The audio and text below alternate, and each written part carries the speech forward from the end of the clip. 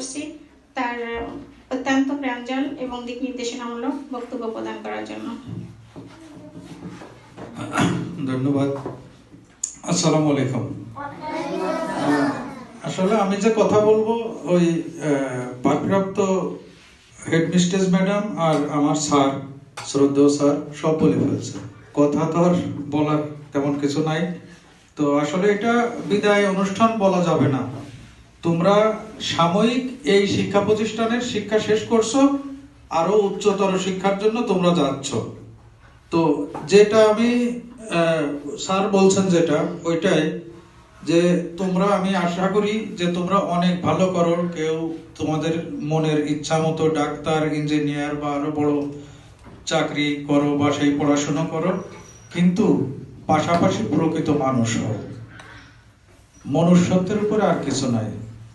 তুমি অনেক বড় শিক্ষায় শিক্ষিত হয়েছো, কিন্তু তোমার মধ্যে মনুষ্যত্ব থাকলো না। যেটা এখন মানুষের মধ্যে যেই জিনিসটা খুব ঘাটতি, সেটা হচ্ছে মনুষ্যত্ব, মানবিকতা, মানবতা।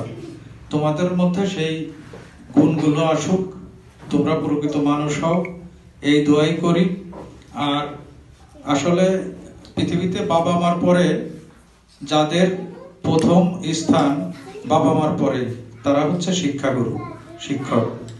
তো শিক্ষকদের সারা জীবন তোমরা মান্য করে চলবা, শিক্ষকদের কথা শুনবা, আর মন দিয়ে লেখাপড়াটা ঠিক রাখবা।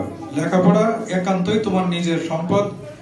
এই সম্পদ কেউ ভাগ নিতে পারে না। এই একটা জিনিসই আছে যে নিজের, আর কোনো কিছুই নিজের নাই। সেই শিক্ষা দিয়ে তোমরা প্রকৃত মানুষ হও। আমি এখনো আমার শ্রদ্ধেয় স্যারে যে এখানে আছেন, এই স্কুলেই আমি পড়ছি। এই শিক্ষা প্রতিষ্ঠান আমার আবেগ, আমার ইমোশনের জায়গা।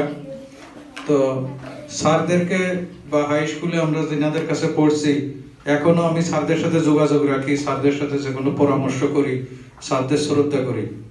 আমি তোমাদের কাছেও সেটা বলবো, দাবি করব যে স্যারদেরকে, বাবা মাকে যেভাবে দেখো, যেভাবে শ্রদ্ধা করো, ঠিক সেইভাবে স্যারদেরকেও শ্রদ্ধা করবা, ভালোবাসবা। আর আমার আসলে ব্যস্ততাও আছে, আমি চলে যাব। আমি শুধু তোমাদের সাথে এই যে আসতে পারছি, আমার অনেক ভালো লাগছে। আমি অনেক কষ্ট করে তোমাদের সাথে শুধু এই একটু দেখবো, তোমাদের কথা বলবো, এই জন্য সেই 100 কিলোমিটারেরও বেশি রাস্তা পার হয়ে আসছি, আবার এক্ষুনি চলে যাব। তোমাদের একেবারে অনেক ভালো উন্নত জীবন এবং প্রকৃত মনুষ্যত্বের অধিকারী মানুষ হও, এই কথা বলে আমি আমার বক্তব্য শেষ করছি। আল্লাহ হাফেজ।